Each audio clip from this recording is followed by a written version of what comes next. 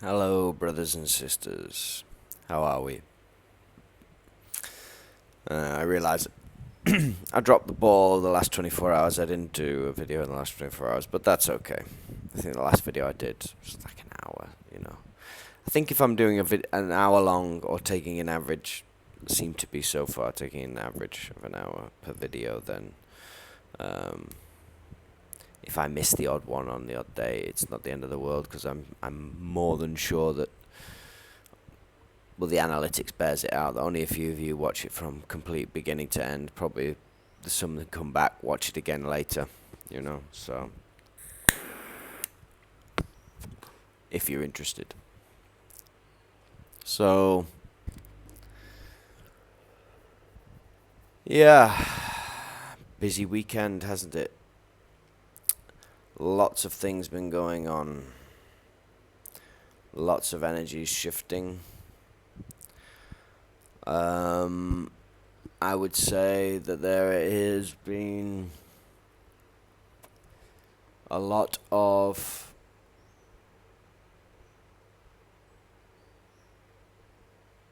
examples of self-evidency occurring. So I'm going to talk to some of them. This is not an official doom scroll episode. However, so one of the main issues which seems to have arisen over the weekend back in Europe, although it's not technically Europe, technically it's North Africa, a place called Ceuta, or Ceuta if you're South American.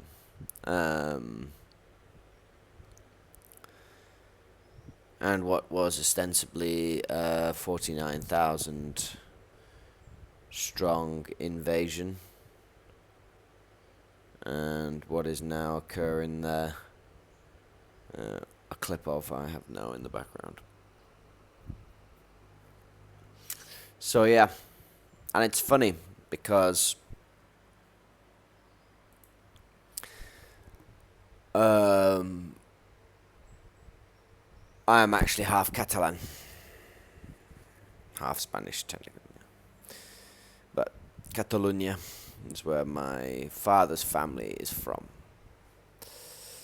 So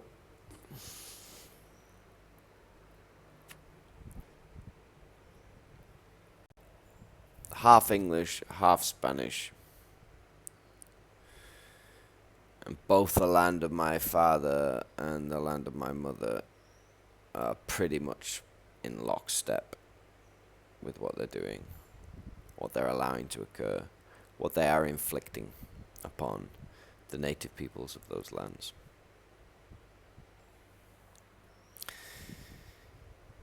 Ceuta seems to be an interesting one,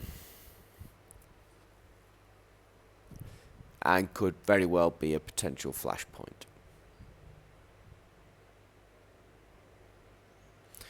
Now, bear in mind, I'm talking now on the physical, material, geopolitical, socio reality of what's occurring on the ground, the physicality side of it, the manifestation of it, if you will, for those people who are now experiencing it, who are now experiencing cultural enrichment beyond their wildest dreams.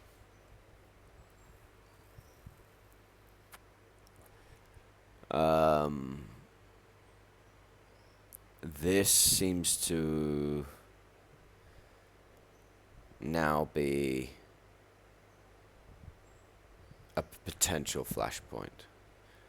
I saw a clip of a citizen journalist, Spanish citizen journalist. He interviewed this. If I was going to guess, I mean, he was wearing an army uniform, but he might not have been full army. He might have been reservist, but I think he was full army because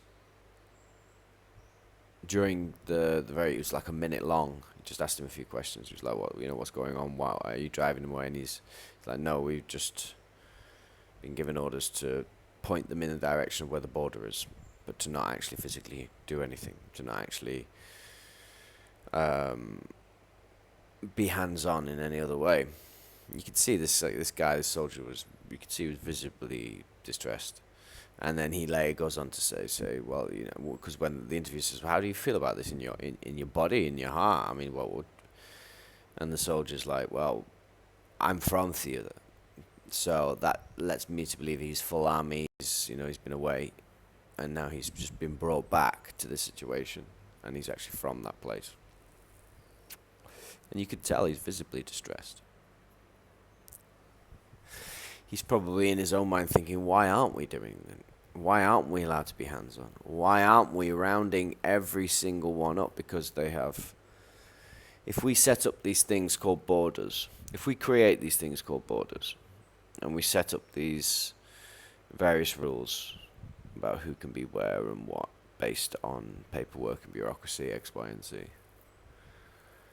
and you have a system whereby if you just cross from one to the other, then you are entering illegally. If that's the way you see it, if that's the way you've set up the system, then every single one of them, by rights, by the system you've set up, you've created, and made every one of us abide by that rule system, you have every right to literally grab every single one by the scruff of the neck, chuck them in the back of a van, drive them to the border and deposit them on the other side. If you want to be super bureaucratic and ostentatious about it, take them to a court, get a rubber stamp on it, and then take them to the border and do it. But why do that? It's self-evident that they literally ran across the border. It's all on camera. It's all on camera. Oh, but how do you know which ones came across and which ones were already... Okay. Well, if they were already there, then they should have a passport, shouldn't they? Because we all have to have one, don't we? You, me, people probably watching this. Don't we have to do that when we go across from one place to another? Don't we have to, do all this paperwork and stuff? Don't we have to have a passport that's in date and all that crap? So if they're there legitimately, it takes 2 seconds for them to go, yeah, here you go. I came in 2 years ago. Here's my passport. You see my stamp? Oh, no passport. No stamp. No paperwork whatsoever. Well, then you've obviously come across the fucking border, haven't you? In that big invading sea and throng of bodies that poured over a few days ago. It would not take much detective work. But we all know why.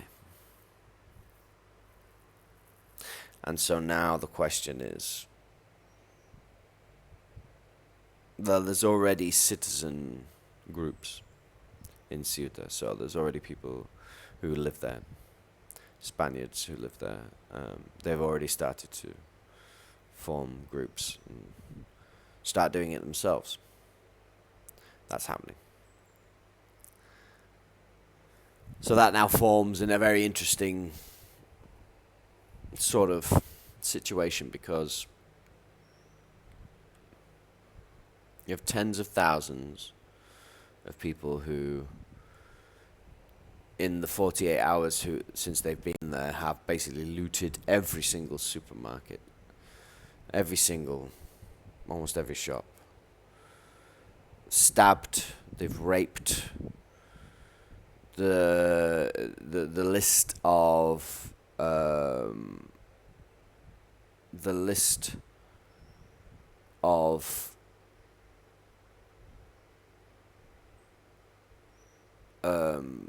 crimes and abuses and acts of savagery and bestiality, they're just pouring in left, right, and centre. It's a Spanish territory. So there are Spanish people. It's been Spanish for 600 years. So it's fully developed, like Spain is. So and we live in a world where people have cameras and internet. So, it doesn't have to come from a television set. You can just go to a place where people are allowed to upload what they film. They're allowed to actually present what they have witnessed. And it's pouring in from left, right, and centre. Pouring in. So you're damn right, there are going to be men there who are going to be men. Because for the citizens of Ceuta,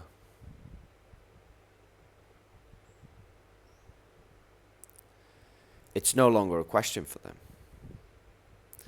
It's no longer a point of debate as to what will they do when the balloon goes up. It's now at their doorstep. They are now faced with it every time they walk out their door. The women can't go out. They have to stay inside. The only time the women can go out is with a man. Or with 2 or 3 men. But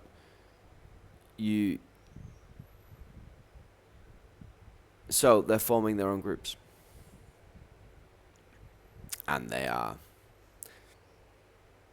firmly escorting and shepherding as many of them back to the border as they can. Now, the police aren't doing it. Maybe they're doing it to some degree. Maybe they've just been overwhelmed, I don't know. I'm not seeing many images of it. The army's there, has a presence there now, but there are, for all intents and purposes, they may as well just be UN peacekeepers right now. Not even really peacekeeper, UN observers, because they're not doing anything physical. So is the police going to start stopping the vigilante groups because they're vigilante groups? Are police going to start working together with them? Deputized? I doubt it. If the Spanish police are anything like the UK police, they are already well and truly bought and sold, bought and paid for,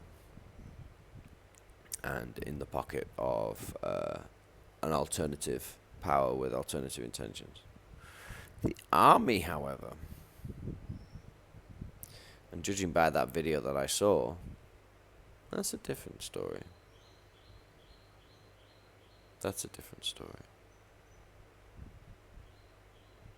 So I've been a soldier. And, funny thing about being a soldier, you think, when you are a soldier, you think about what being a soldier is, what it means. What's the implication of it? What are the implications of that?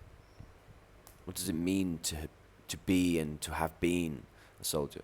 What does it mean to have been trained to apply lethal force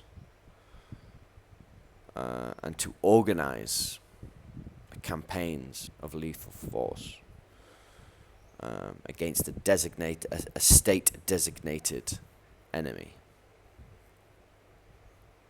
Because that's what you are as a soldier. You are in essence the extension of the state's power. You are a projection of the state's power, force.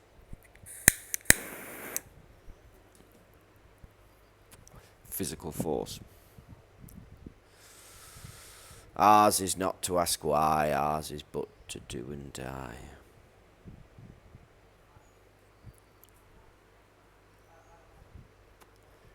Which is fair enough when there is a clear and imminent and existential threat to the main body of your nation, your homelands. There have been genuine threats in the past, existential threats to the peoples of our lands, to which we required a sword and a shield. And the nature of that has changed over time, and many times it's been abused. But fundamentally at its core, the one tenet that's always been kept to, or at least alluded to, is the idea that when push comes to shove, the British soldier protects the British native population from all threats, foreign and domestic.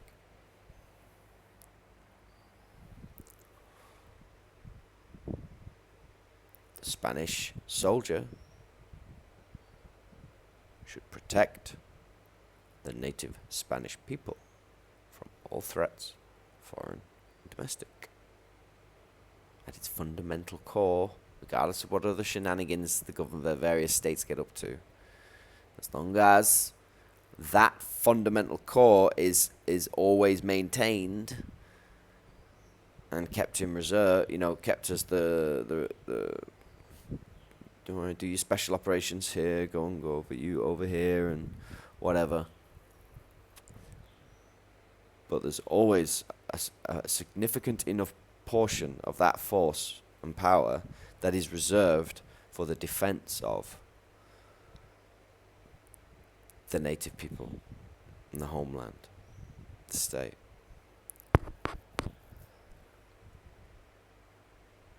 And that's pretty universal, I'm sure, across soldiers of any nation and any country. And soldiers in Ceuta now are being faced with the first real big one. And it's the one that soldiers all across Europe are also going to be facing.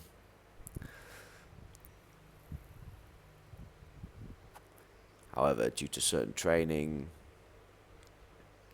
things introduced into training, recruitment, it took a lot longer with the army than it did with the police. At the very, very end, towards 2020, at the beginning of the 2020s, they'd sort of really pushed that into the British Army, like they had with the police. But they did it with the police a long time ago. Much easier to do with the police. Not easy, it's simple, more simple, less shenanigans required.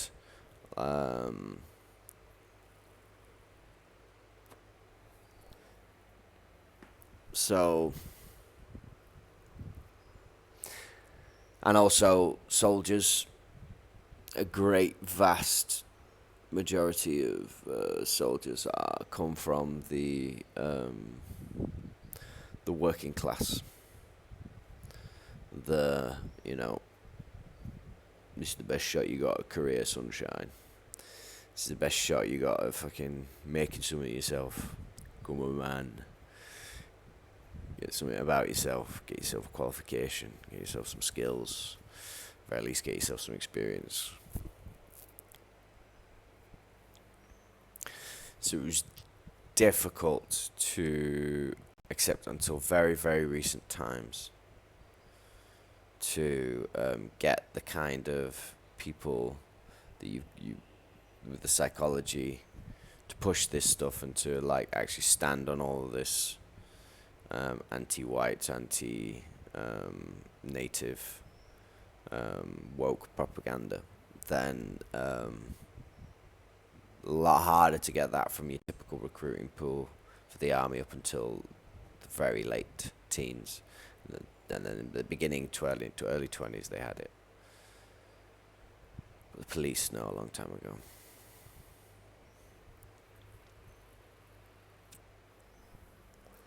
But we have the veterans.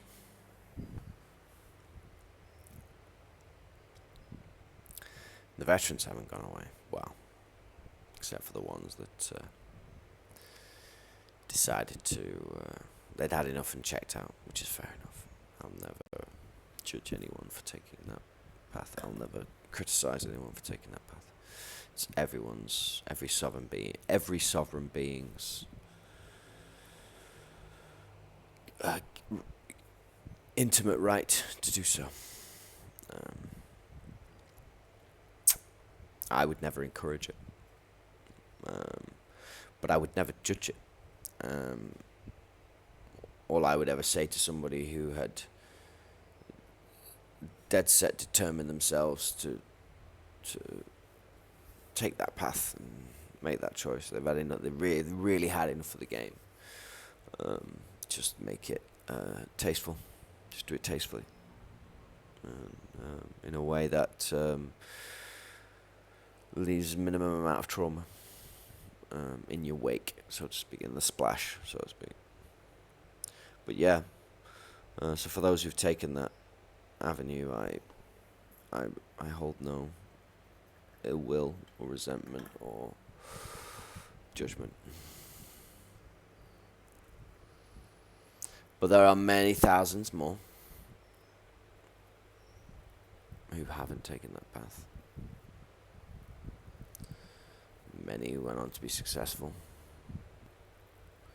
At the very least, lead good lives with good jobs. Some went on to be successful business people. The officers, I imagine, especially. Even the lowliest of privates in the infantry.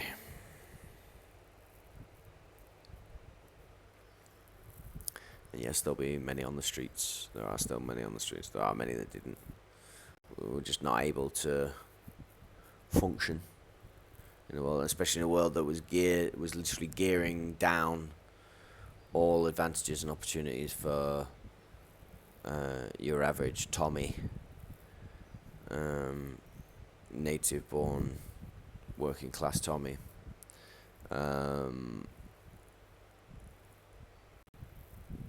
So unfortunately, there was a lot that just ended up going into homelessness, poverty, or just living on the bread line. But there are thousands. There are thousands.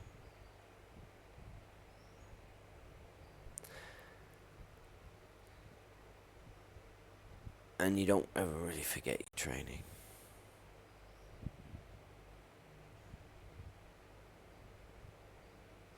And you don't ever really lose the instinct to observe the sequences of events through the lens of strategic projection and then subsequently tactical projection and then subsequently thoughts lead to thoughts, lead to plans, lead to plans.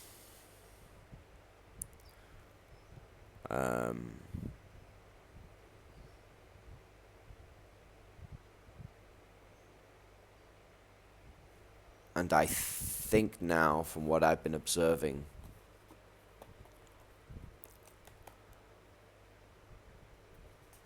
the British lads, or the English lads in particular, the Scottish and Irish, they were already having at it, but the English lads, the British in general they seem to have understood that they cannot strike first. They cannot strike first. There's a term in warfare called Casus Belli. And Casus Belli, Casus Belli.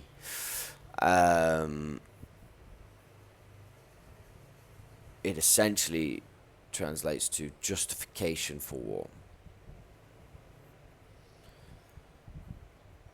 And in the days of yore, people have this idea that like kings and emperors could just go Right, we're going to go fight those guys.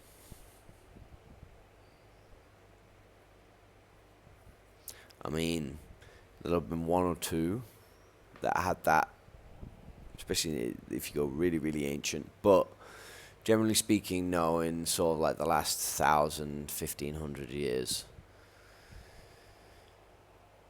especially as time's gone by, you know, there's only so many battles and wars you can fight over time before generally people will start turning around and saying, look, we'll fight your wars, my lord.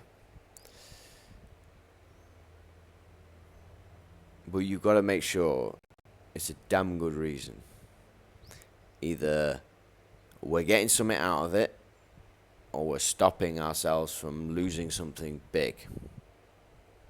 And you better prove that to us and make it worth our while. We'll do it. And that's kind of like the sentiment that's increased and been built upon over the last, I'd say, around 1,500 years. I mean, since Rome, really. Even the Roman Empire emperors had to some degree or another justify to the Senate their decision to wage war in a certain place against a certain people.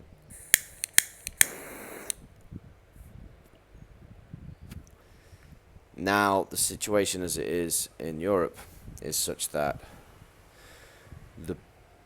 the invaders who are coming in are being given full state protection, almost full state sanctioned state protection. And so they do not need or require Casus Belli. They have it. They're already, they don't have to prove anything to anyone, they don't have to justify anything to anyone. They know what they're there for, and they're doing it. And a bonus for them, from their perspective, they get the protection of the states they're doing it in, from the protection of the police who are stationed there. Whereas the native population, if they so much as look in the wrong direction in a slightly off way, the state comes down on them like a ton of bricks. Because the native population has no casus belli. Certainly not one that the state will accept. And at this point, acceptance of a casus belli for and by the state, if you think at some point there's going to be a state body politic that is going to back the native population in any way in the near future, certainly for the next 18 months, 2 years, forget about it. It's not coming. It's not going to be there. So who's the casus belli for? Casus belli is for everyone else.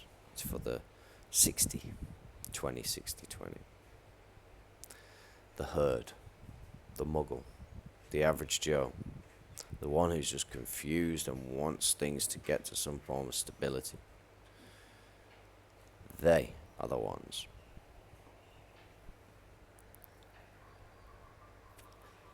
To whom you must petition your casus belli to demonstrate beyond all reasonable doubt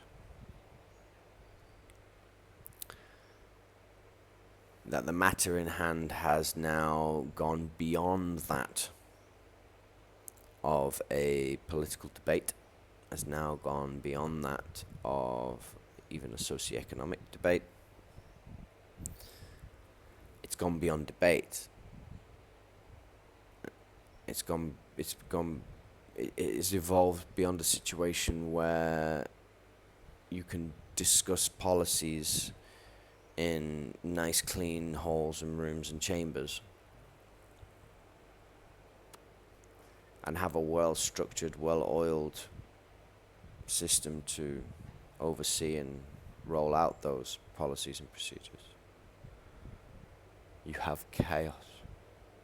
You have the war has already started. It's already started. It's just at the moment only one side's really playing hard. Only one side's really fighting it. Because they're allowed to. The other side doesn't think they're allowed to yet. They haven't been given the Casus Belli. I don't know what that's going to be. Don't know what it's going to look like. I imagine it's imminent.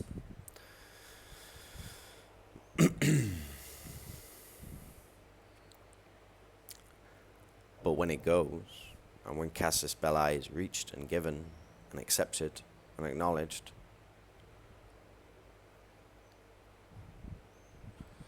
well, we shall see. We shall see. It will go down in the history books. That's for sure.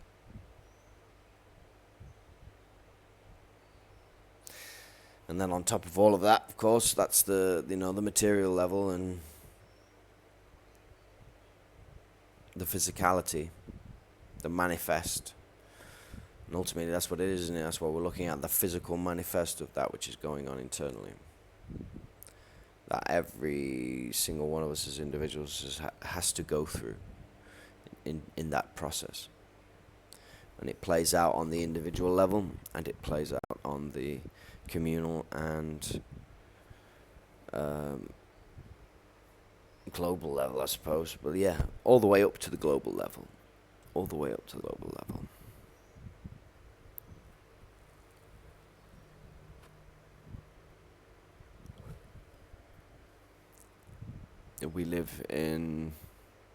We are living in the moment of the singularity.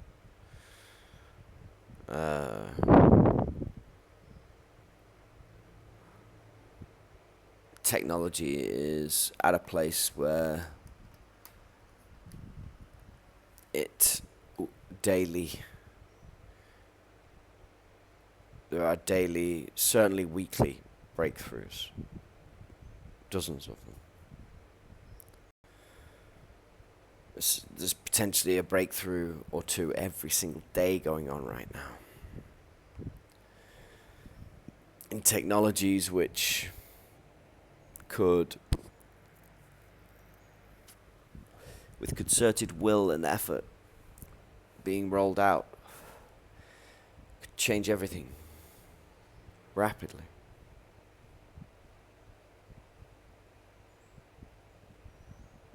So,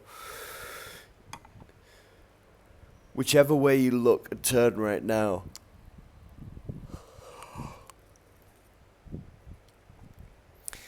I suppose it's never been more clear. It's never been more self-evident that the choice between moving into a hell frequency or remaining in a hell frequency, moving into raising into a divine frequency, a heavenly frequency, heaven and hell. The choice has never been more stark. This choice has never been more apparent. The fact that it is a choice has never been more uncomfortably close to the bone. But you know it is. It's all choice. Always choose. But he had a gun to my head. Did he have a literal gun to your head? Well, no. Well, then you had a choice then. And even if he'd have had a literal gun to your head, you still have a choice. You can argue for extreme compulsion. Yes. If I had a gun, a literal physical gun, placed to my head, I think that I would overwhelmingly feel compelled towards listening to what the person with said firearm had to say, or was asking me, or was asking me to do, or telling me to do. Although admittedly less so these days. But I would still think it, of course. and just unnecessarily fucking throw my life away just to prove a point.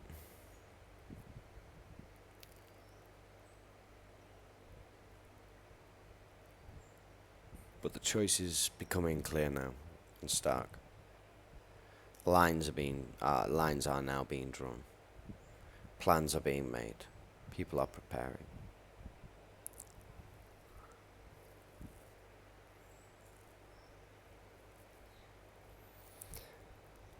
And the uninvited guests who have been arriving in their droves, and the ones who've been in those lands, the lands of Europe, for a while now, have no doubt about it. They are prepared. They have been preparing for this for a long time now.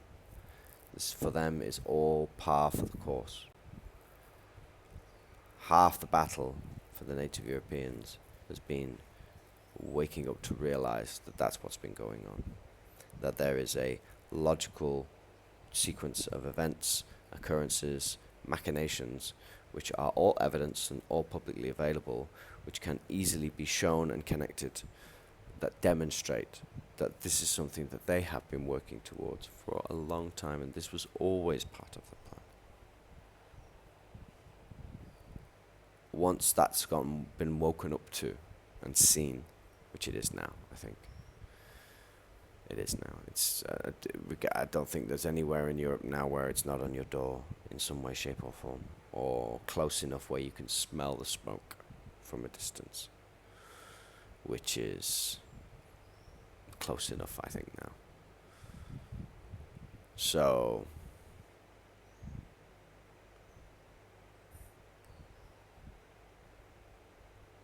are we at the all bets are off moment? No, not yet. But when people wake up and realize,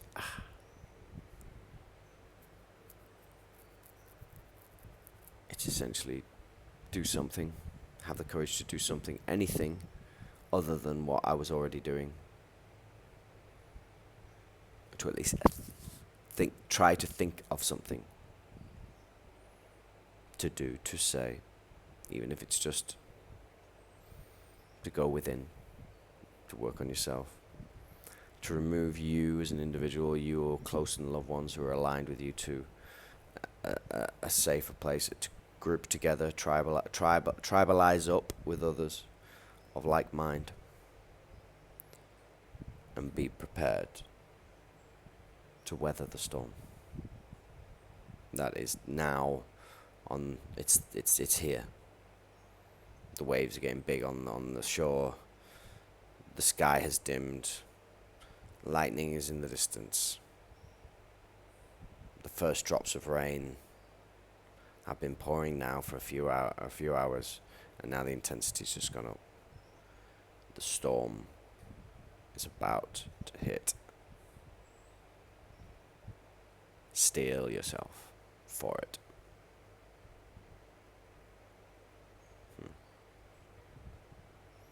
And remember, through it all, focus on this. Keep that center. If you keep this center high frequency, focused, sharp, aware of that, but focused on this, and keep that in balance, you will weather the storm.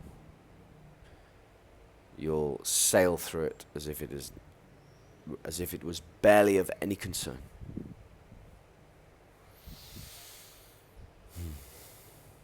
Okay.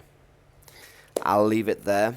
So, yeah, interesting times in Europe now, ladies and gentlemen. We'll see what happens over the course of this next week. I'll return to it at some point, probably, no doubt, and have a chat as the situation develops, and potentially talk to what's developing. Especially if I don't see something being covered from a particular angle. I mean, there's some really good content creators out there who are addressing this issue on a daily basis, and some of them, bless them, are doing it on like an hourly basis. So I don't need to really repeat that. But when there comes, a particularly significant event, some of these other guys, they are very, very much in the material, the physical aspect of it. There's very few of them who even discuss the more metaphysical, spiritual aspects of this. Some of them get close, especially when they start talking about things like heritage and history, because they can't help but understand that it's so closely tied. It's all Christian, you know what I mean? It's all that heritage, all that history, all of the formation of the law and all of it is based around Christian moral codes. So regardless of whether they believe in God or whether not or whatever, they have to, for them it's blatantly clear, patently clear, what that created. It created Western civilization. So there is something of importance and significance and gravitas towards the contemplation and consideration of the more, the greater, the whole, the divine, the spirit, the metaphysical, not just the physical, day-to-day province of the flesh and blood. But anyway, as ever, we shall see. So if you've listened up to this point, thank you very much. As ever, you have my deepest gratitude. And until next time, brothers and sisters, be safe, and as ever, be well.